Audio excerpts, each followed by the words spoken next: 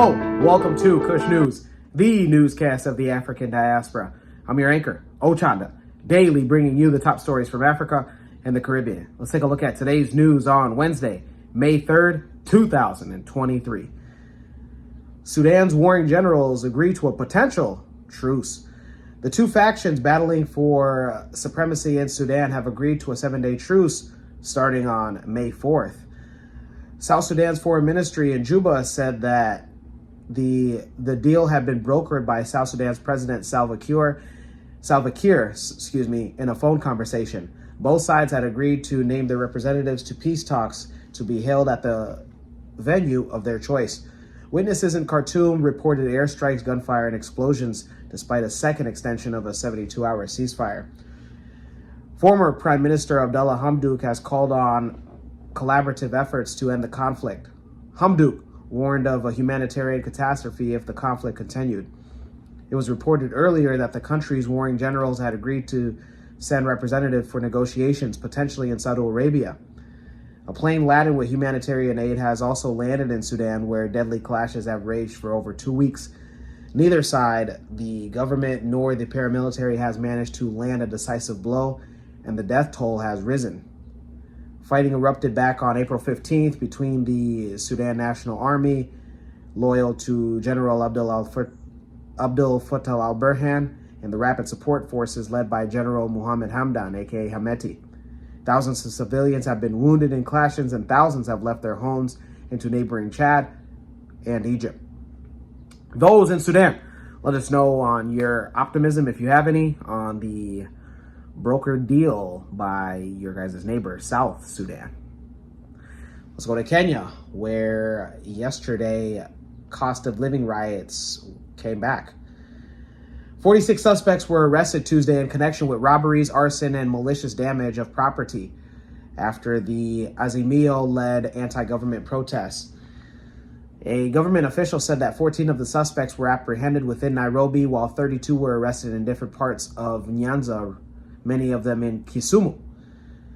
The government official warned that no more violent protests shall be allowed anywhere in Kenya, noting that chaos witnessed during the protests is a threat to national security.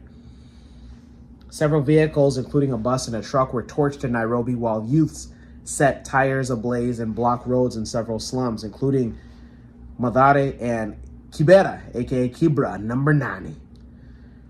Protesters also set fires and used rocks to block roads in and out of Odinga's lakeside stronghold of Kisumu.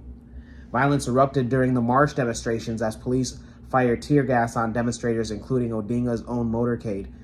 Nairobi Regional Police Commander Adamson Bunge had announced Sunday that Azimio had been denied permission to hold the new demonstrations, but the coalition had insisted that the action would go ahead as it's a constitutional right. To ensure the country does not go into lawlessness, Kenya official stated he had instructed security agencies to enforce the law firmly and decisively.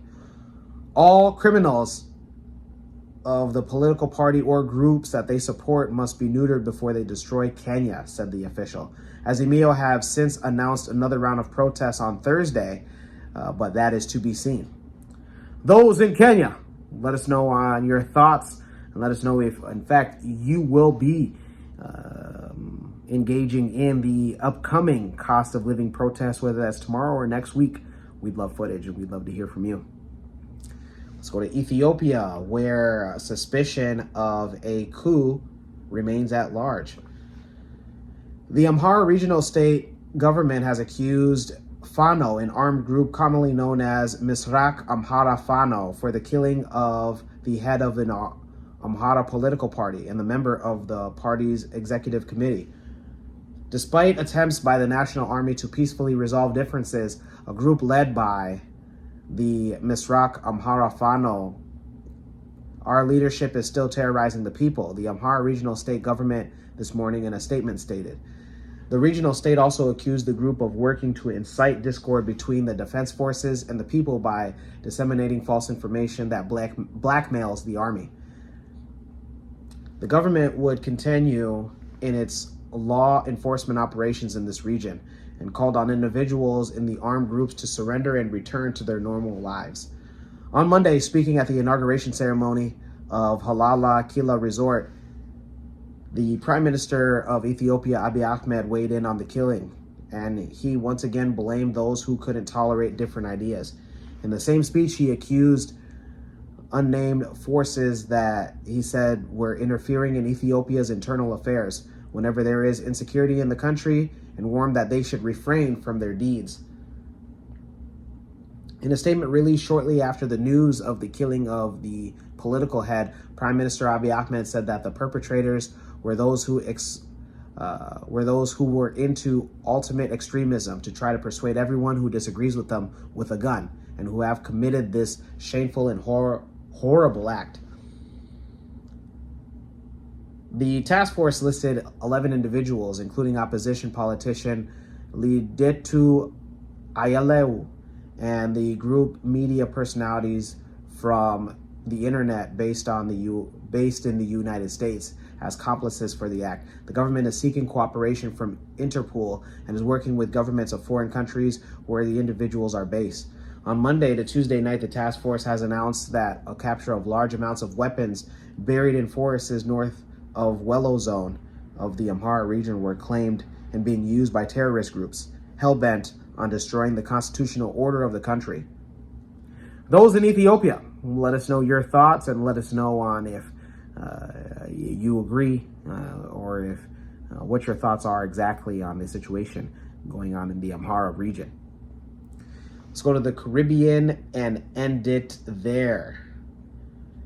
The St. Kitts and Nevis government unveiled plans for transforming the residence of the country's first national hero into a museum, saying that the country must recognize the contributions of those who serve with distinction in the process of nation building.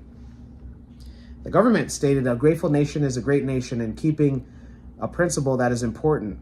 A nation, we ensure that our people would have reached the state of independence and be able to establish a nation that would be respected among the world. Prime Minister Dr. Terence Drew stated that the home of the late Sir Robert Bradshaw would be a symbol of self-sacrifice and putting the nation above self. Prime Minister Drew also stated that it should be a symbol for those of us visiting that we hold in high esteem of those persons who have made a significant contribution to nation building. It is about us as a people, citizens of St. Kitts and Nevis, he said, adding that the project should be completed by mid-September. We intend to open the doors of this museum to the general public, and it is indeed a challenge, but we will definitely seek to accomplish it, said Prime Minister Drew. Those in St. Kitts and Nevis, let us know your thoughts and let us know if you're excited about an upcoming museum from a national hero. Again, among the first national heroes. We end today's newscast with the African proverb of the day, and it comes to us from Somalia. Somalia, what's going on? How you guys doing? Blue flag, white star, right? And it reads, he who does not seize opportunity today will be unable to seize tomorrow's opportunity. One more time. He who does not seize opportunity today will be unable to seize tomorrow's opportunity. Somali proverb. I love it. I don't have an interpretation myself. Let me know your interpretation of today's African proverb of the day, as well as your thoughts, comments, questions, and concerns on the top stories. Don't forget to like, subscribe, and hit that notification bell for today and any other time that we upload material. Also, feel free to follow us on Twitter. That's Kush_News1. Again, that's Kush_News1. This Saturday, we will have our first Twitter space dedicated to you guys out there that want to talk about the week's top stories. For Kush News on Kush Convos TV, I'm Mochanda. We'll see you soon.